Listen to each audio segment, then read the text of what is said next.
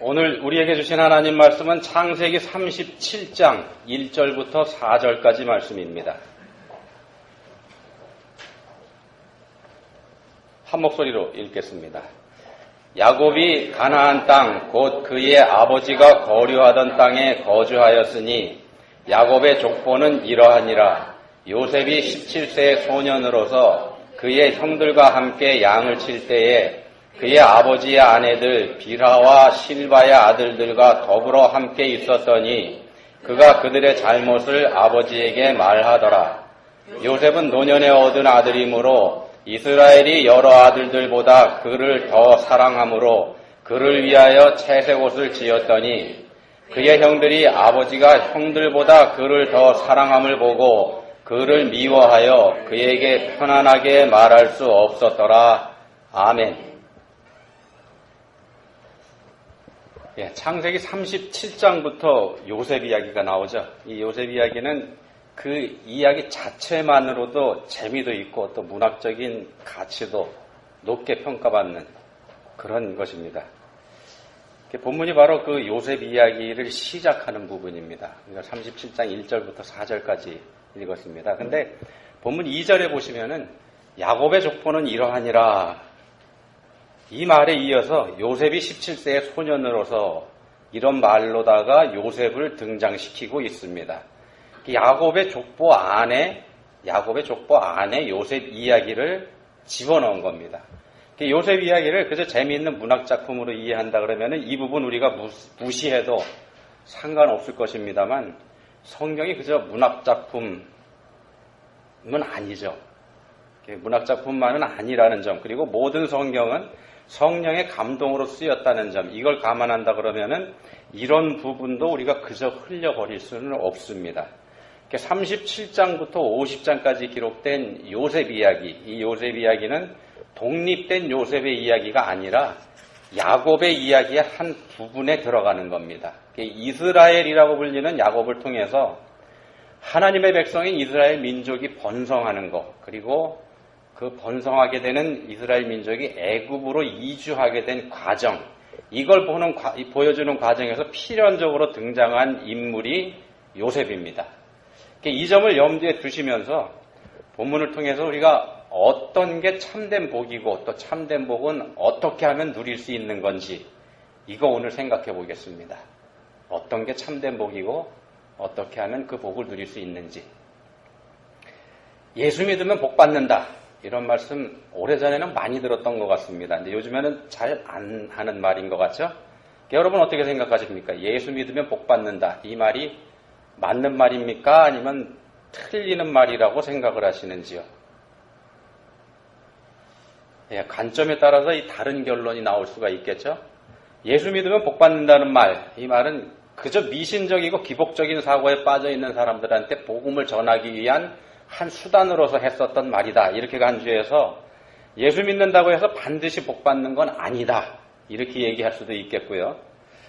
또 거기서 말하는 복이라는 게 이 세상에서 잘 먹고 잘 사는 그런 복을 말하는 게 아니라 영생을 누리게 되는 영적인 복, 그걸 말하는 것이기 때문에 이거 맞는 말이다, 이렇게 얘기할 수도 있을 겁니다. 그래서 관점에 따라서 서로 다르게 얘기할 수 있을 겁니다. 둘 다 틀린 말들 아닙니다만 그렇다고 해서 둘 다 딱 들어맞는 그런 말도 아닙니다. 예수님을 정말로 잘 믿었던 바울 사도나 베드로 사도 같은 사람들, 이 사람들 예를 들어본다 그러면 이분들은 이 세상의 복을 받기보다는 영적인 복을 받은 경우다, 이렇게 우리가 얘기할 수 있을 것 같습니다. 그렇다고 한다면 이분들은 이 세상에서의 복은 누리지 못했을까? 이거 우리가 생각해 볼 수 있겠죠. 만약 이 세상에서의 복의 기준을 돈이나 권력으로 본다 그러면 아니다, 복을 받지 못했다, 우리가 이렇게 얘기할 수 있겠습니다만, 만약에 그런 기준을 복의 기준으로 본다 그러면 대통령이나 재벌, 이런 사람들이 가장 많은 복은, 가장 큰 복을 받은 그런 사람들이 됩니다. 그렇죠? 근데 우리가 그걸 인정하기가 좀 그렇습니다. 100% 그렇다 인정하기가 좀 그렇습니다. 본문 4절에 보시면은요, 형들이 그를 미워하여 그에게 편안하게 말할 수 없었더라. 이런 말씀이 있습니다. 여기서 그에게 편안하게 말할 수 없었더라. 이 문장을 원어에서 직역을 하면은 이런 말이 됩니다. 그에게 샬롬을 말하지 아니하였더라. 그에게 샬롬을 말하지 아니하였더라. 이게 샬롬, 이거 평안을 이뤄주는 그런 인사이지 않습니까? 아버지의 사랑을 독차지하고 있는 이복 동생을 바라보는 형들의 마음에 질투심이 생겨서 그 동생에게 너 잘되라, 너 평안하라 이렇게 복을 빌어줄 마음이 생기지 않았다는 겁니다. 형들한테. 요셉이라는 사람을 우리가 어떻게 평가할 수 있을까요? 복받은 사람이라고 할 수 있을까요? 아니면은 복이 없던 사람이다 이렇게 평가할 수 있을까요? 요셉이라는 사람, 우리가 이론의 여지 없이 요셉은 복받은 사람입니다. 복받은 사람 맞습니다. 오늘 본문만 본다 그러면은 논란의 여지가 있겠습니다만 요셉의 삶 전체를 들여다본다 그러면은 요셉은 분명히 복받은 사람이 맞습니다. 우리가 이미 알고 있는 것처럼 요셉의 삶에는 어려움이 있었습니다. 어려움이 있었습니다. 그 부분을 본다 그러면 복받은 사람 아닙니다만 전체를 봤을 때는 복받은 사람 맞습니다. 요셉의 삶에 어려움이 있었는데 요셉은 그 어려움을 믿음으로 잘 통과해냈습니다. 어려움에 처했을 때 하나님 마음에 꼭 드는 그런 모습으로 그 삶을 살고 통과했습니다. 이게 요셉이 받은 복받은 비결이죠. 요셉이 복을 받게 된 비결입니다. 이게 복은커녕 저주받은 삶이었는데도 그 저주받은 삶을 하나님 마음에 꼭 들게 그렇게 견뎌냈습니다. 애국에 팔려가서 거기서 남의 집 노예 생활하는 것, 이거 틀림없이 저주받은 삶이지 않습니까? 근데 요셉은 자신을 그런 상황에 처박아 버린 하나님을 원망하기보다는 그런 형편에 빠진 자신을 여전히 지켜보고 계시는 하나님, 그 하나님을 두려워했습니다. 그렇죠? 그리고 그런 요셉을 하나님께서는 애굽의 총리가 되게 하셨고 애굽을 포함한 주변 나라에 있는 모든 사람들을 가뭄에서 구원해 내도록 그렇게 사용하셨습니다. 요셉은 모든 사람에게 평안을 끼친 사람이 됩니다. 모든 사람에게 평안을 끼친 사람이 요셉입니다. 이 세상에서의 참된 복이라는 게 이겁니다. 자기 자신만 평안한 게 아니라 자기 자신의 평안으로 다른 사람도 평안하게 해주는 것. 이게 진정한 복입니다. 이게 샬롬의 복 이렇게 얘기할 수가 있습니다. 이게 진정한 복입니다. 이런 요셉은 아무 죄도 없이 십자가에 달려서 우리의 모든 죄를 대신 감당하신 예수님의 삶을 예표하는 그런 사람입니다. 요셉만큼 예수님의 삶을 잘 예표하고 있는 사람도 없습니다. 예수님께서 우리에게 주신 것, 우리에게 주신 복, 그것도 샬롬의 복입니다. 예수님께서 우리에게 주신 것. 예수님께서 직접 그런 말씀을 하셨습니다. 요한복음 14장 27절에서 평안을 너희에게 끼치노니 곧 나의 평안을 너희에게 주노라 이런 말씀을 하셨습니다. 삶에서 누리는 평안이 가장 좋은 복입니다. 샬롬 이상의 복 우리한테 없습니다. 앞에서 베드로와 바울 말씀드렸는데 이 베드로와 바울이 이 세상에서 누렸던 복이 바로 이 샬롬의 복입니다. 그분들도 분명히 복받은 사람들이라는 말씀을 드리고 있습니다. 이 세상에서 말입니다. 자, 그러면 요셉이 어떻게 복을 받을 수 있었을까? 그러니까 저주받은 삶 중에서도 하나님 말씀대로 하나님을 원망하지 않고 견뎌냈는데 어떻게 그렇게 할 수 있었을까? 그저 하나님께서 모든 사람을 구원하기 위해서 예정하신 뜻 가운데서 요셉이 있었기 때문일까? 하나님께서 이스라엘 민족을 구원하기 위해서 하나님께서 요셉이 애굽에 팔려가게 하셨고 또 그런 하나님의 뜻 안에서 요셉이 그저 하나님의 도우심으로 그만한 믿음을 가지고 지킬 수 있었기 때문에 하나님께서 그런 복을 요셉이 그런 복을 받을 수 있었던 것일까? 다시 말씀드리면요, 요셉은 운명적으로 그 일을 하도록 예정되어 있었던 것일까? 이 질문을 드리고 있습니다. 아닙니다. 그렇지 않습니다. 하나님의 계획도 중요하지만은요, 하나님의 계획도 중요합니다만 그 계획을 이루어가는데 사람의 역할, 이거 중요합니다. 하나님이 계획을 세우셨지만 그 계획을 이루어가는데 도구로 쓰임받는 사람의 역할도 중요합니다. 하나님께서 계획하시고 하나님께서 이끄신다고 해도 사람들이 하나님의 그 뜻에 협력하지 않으면 하나님의 계획도 바뀌게 됩니다. 예를 들면요, 모세와 함께 애굽에서 나온 이스라엘 사람들, 이 사람들 40년 동안 광야에서 방황하게 되는데 40년 동안 이 사람들이 광야에서 방황하도록 하나님께서 예정해 놓으셨던 거 아닙니다. 그럴 계획 없었습니다.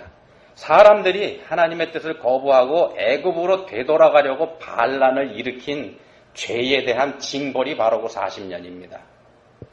다만 하나님께서는 이스라엘 민족에게 믿음의 훈련을 시키는 과정으로 그 40년을 들어서 사용하신 겁니다.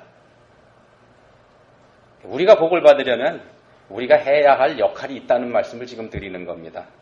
요셉과 야곱이 어떻게 자신들의 역할을 해서 복을 받게 됐는지 이거 말씀드리려고 그럽니다. 요셉 복 받은 사람이라고 앞에서 말씀드렸습니다. 전체 삶을 놓고 봤을 때 틀림없습니다.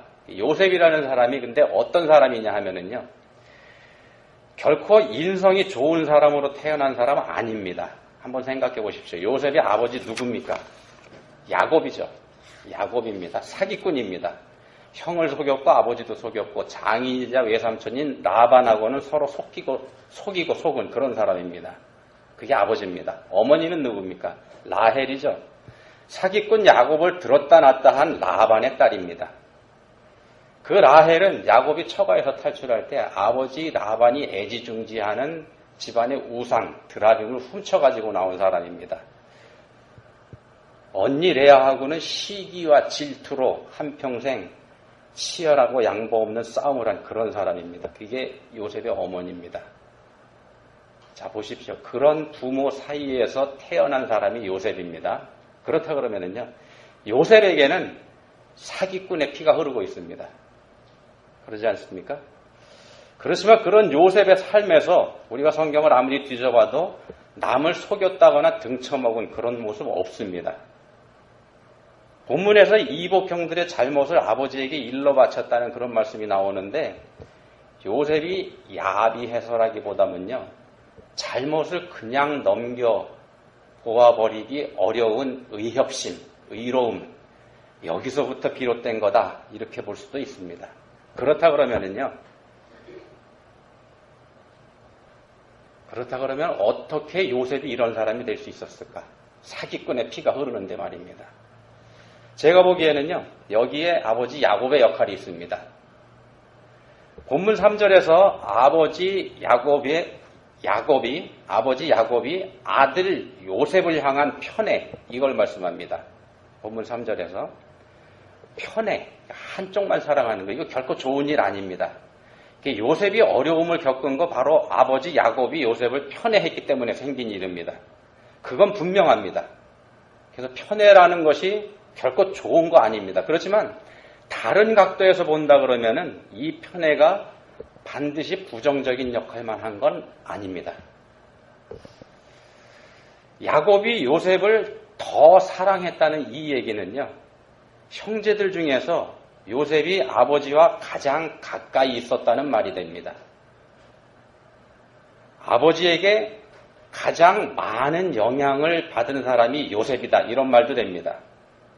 아버지에게서 직접 교육받을 기회가 가장 많은 아들이 바로 요셉이었다, 이런 뜻이 됩니다. 그럼 보십시오.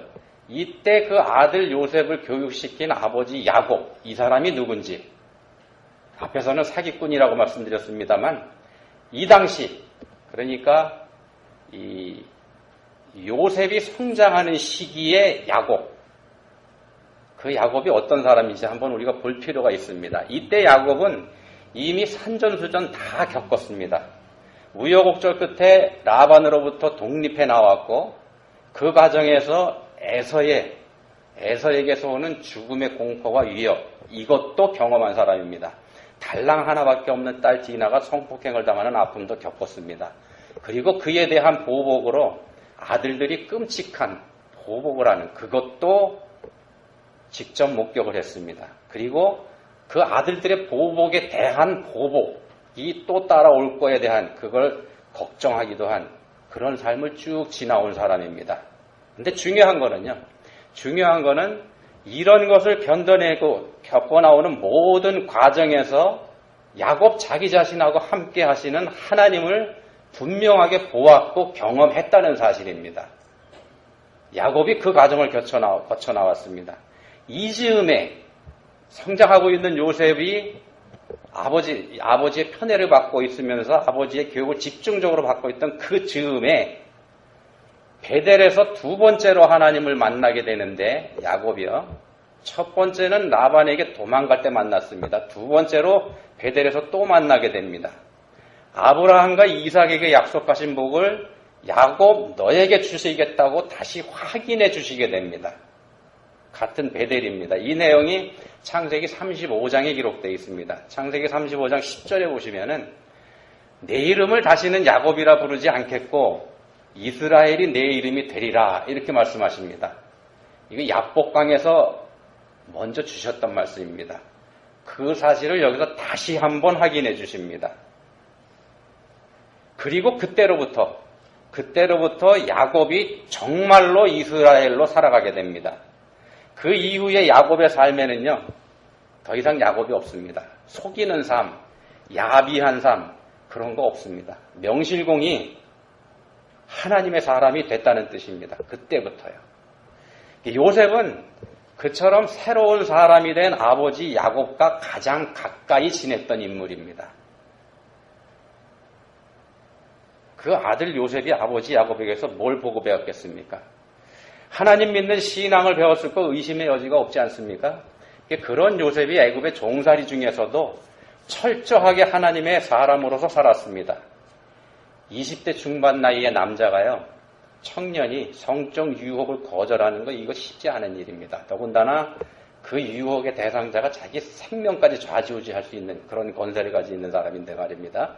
근데 요셉은 그 상황을 하나님에 대한 두려움과 경외심 이거 가지고 이겨냈습니다. 그런 요셉의 신앙 이거 어디서 왔겠습니까? 우리가 성경을 연구하다 보면은요, 우리 인간들이 저지른 악한 일 가운데서도 우리 눈에 가려져 있는 보석을 찾아내서 사용하시는 하나님의 안목과 권능과 사랑, 우리가 이거 쉽게 확인해 볼 수 있습니다. 예를 들면 이런 겁니다. 사울 왕의 극심한 핍박 속에서 다윗을 하나님의 백성들의 왕으로 단련시키신 분이 하나님이십니다. 하나님을 버리고 우상을 섬긴 죄값으로 겪게 된 바벨론 포로 생활 가운데에서 다니엘과 세 친구가 나오게 한 분이 바로 또 하나님이십니다. 예수님께서 승천하신 후에 시기와 질투를 주체하지 못하는 종교 지도자들이 예루살렘 교회를 잔멸하기 위해서 길을 썼습니다. 근데 하나님께서는 그걸 예수님의 구원의 복음이 온 세상으로 널리 퍼져나가는 용도로 재활용하시게 됩니다. 그런 분이 하나님이십니다. 하나님의 지혜와 권능 그리고 그분의 경륜 우리가 감히 상상할 수도 없는 그런 경우가 허다합니다. 하나님께서는 이복형들의 악한 행위가 있었을 때 믿음의 사람 요셉의 손을 붙잡고 예수님의 인류 구원을 예표하는 당시 세상의 모든 사람들을 구원하는 그런 일을 요셉과 함께 하신 겁니다. 믿음을 가진 사람을 알아보시고 그에 합당한 복을 주시는 분이 바로 하나님이시라는 말씀을 좀 드리고 있습니다. 요셉은 하나님께서 사용하실 만한 믿음의 그릇으로 성장해 갔습니다. 하나님께서는 그런 요셉을 찾아 사용하셨죠. 우리가 이 자리에 있는 우리도 이만한 믿음 가지고 있다 그러면은요, 우리 또한 그만한 인물로 하나님께서 사용하실 겁니다. 자, 근데 우리가 여기서 짚어봐야 될 거 있습니다. 본문의 상황에서 아버지 야곱은 이스라엘로 거듭난 사람이다 이렇게 말씀드렸습니다. 그리고 그 아버지의 특별한 사랑을 받은 아들 요셉은 아버지에게서 신앙교육을 받았다 이렇게 말씀드렸습니다. 그러면 야곱과 요셉, 이 부자, 이 두 사람은 믿음의 사람입니다. 요즘 우리가 하는 말로 하나님 잘 믿는 사람들입니다. 그죠? 그렇다고 한다면 두 사람은 하나님 잘 믿는 사람이니까 복을 받아야 마땅합니다. 복 받아야 마땅합니다. 하나님 잘 믿으니까요. 하나님께서 약속까지 해주셨으니까. 근데 상황이 다르게 전개가 되죠. 신앙교육을 잘 받은 아들 요셉은 아무 죄도 없이 인신매매를 당해서 노예로 팔려가 버립니다. 그리고 이스라엘로 거듭난 하나님의 사람 야곱은 그것 때문에 가슴에 한을 안고 살아가게 됩니다. 완전히 반대로 풀립니다. 물론 우리는 그런 상황에서 요셉은 13년 후에, 그리고 아버지 야곱은 22년 후에 극적으로 회복된다는 거 알고 있습니다. 그래서 두 사람이 할렐루야 하고 찬양하지 않을 수 없게 될 거라는 거 우린 지금 다 알고 있습니다. 그렇지만 그 13년, 요셉에게 13년, 야곱에게 22년 그 세월, 그 세월이 지나가는 동안에 본인들, 야곱과 요셉은 그거 알 도리가 없지 않습니까? 그리고 그 기간이 결코 짧은 기간도 아니라는 겁니다. 굉장히 긴 기간입니다. 자, 왜 이래야 할까요? 하나님을 잘 믿는 사람, 하나님의 사람이 된 야곱과 요셉인데 말입니다. 이런 과정을 지나는 두 사람의 삶을 과연 복되다 이렇게 얘기할 수 있겠습니까? 앞에서 가장 중요한 게 샬롬, 그러니까 즉 평안을 누리는 삶이다. 샬롬의 복이 가장 중요한 복이다. 이렇게 말씀드렸습니다만 이 기간에 이 두 사람의 삶, 과연 샬롬을 경험할 수 있었을까요? 우리가 보기엔 전혀 그랬을 것 같지 않지 않습니까? 이게 바로 우리가 살고 있는 이 세상이 죄악된 세상이라는 것, 그리고 하나님을 거부하고 하나님께 반발하는 세상이라는 증거가 됩니다. 죄악된 이 세상은 하나님 뜻에 반발합니다. 그리고 어떻게 해서든지 하나님이 이루시려는 일, 어떻게 해서든지 하나님께서 이루어 놓으신 일까지도 어떻게 해서든지 훼손하려고 합니다. 하나님께서 주시는 복을 저주로 보이게 만들고 하나님께서 함께 하시는 사람이 오히려 고통을 겪도록 만들어서 좌절하게 만듭니다. 우리가 여기에 속지 말아야 됩니다. 세상 속에서 적당히 살다가 예수님 믿고 새로운 사람이 돼서 교회 생활 열심히 하려고 하는 사람에게는요, 하나님의 인도하심보다 세상의 방해가 먼저 다가옵니다. 하나님의 인도하심이라는 건 우리 눈에 보이지 않습니다. 그렇지만 세상의 방해는, 세상에서 하는 방해는 당장 우리 앞에 현실로 다가옵니다. 예수님 믿는 것 때문에 생활이 불편해집니다. 그러니까 예수님 믿는 것 때문에 따돌림도 받게 됩니다. 예수님 믿는 것 때문에 조롱거리가 되는 경우도 있고요. 예수님 믿는 것 때문에 손해를 보는 경우도 허다합니다. 자신이 바른 길을 가고 있는 게 맞는지 이거 의심을 갖게 만들어갑니다. 그리고 그런 상황이 생각보다 오래 갑니다. 다시 말씀드립니다만 요셉은 13년 세월을 노예와 죄수로서 막막한 삶을 살았습니다. 아무런 가능성이 없었습니다. 그동안. 야곱은 가슴에 한이 맺힌 절망의 세월 20년 지나게 되죠. 근데 그 절망을 치료할 방법이라는 건 존재하지 않은 그런 절망입니다. 사랑하는 아들이 죽었다고 믿었으니까 말입니다. 우리가 겪어야 하는 어둠의 세월도 우리의 기대와 우리의 생각보다 훨씬 더 길 수 있습니다. 훨씬 더 길 수 있습니다. 우리 생각보다. 그렇지만 여러분 분명한 거는요. 그런 어둠의 터널이 더 어둡고 더 길수록 우리가 만나게 될 빛이 훨씬 더 밝고 더 찬란하다는 사실입니다. 이건 분명합니다. 야곱과 요셉 보십시오. 그들의 무덤의 문을 닫았을 때, 그들을 장사 지내고 무덤 문을 닫았을 때 누가 그들을 가리켜서 복이 없는 삶을 산 사람들이다 이렇게 얘기할 수 있겠습니까?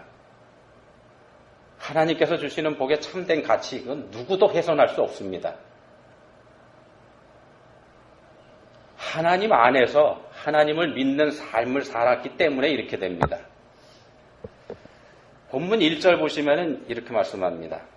본문 1절입니다. 야곱이 가나안 땅 곧 그의 아버지가 거류하던 땅에 거주하였으니 야곱이 복받은 비결이 이 말씀 안에도 들어있습니다.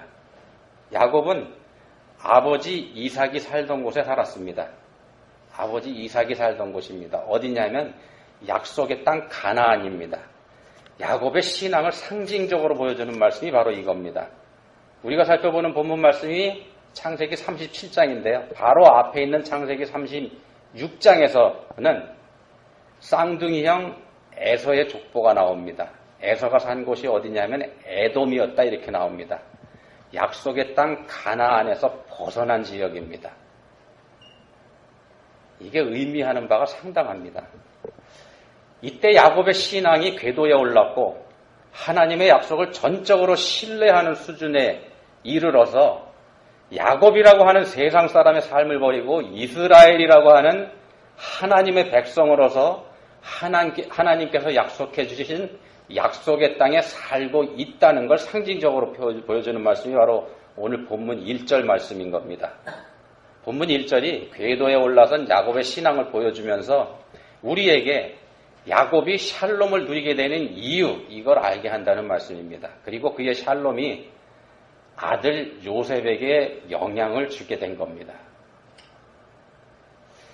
요셉은 자기 자신에게 주어진 환경에서 하나님의 뜻을 기다린 사람입니다. 악한 환경이지만 그 악한 환경에서 반발하지도 않았고 하나님께 저항하지도 않았습니다. 그리고 그 악한 환경 속에서 하나님을 원망하지도 않았습니다. 그 상황을 통해서 이루시고자 하시는 하나님의 뜻이 있을 거라고 믿고 기다렸습니다.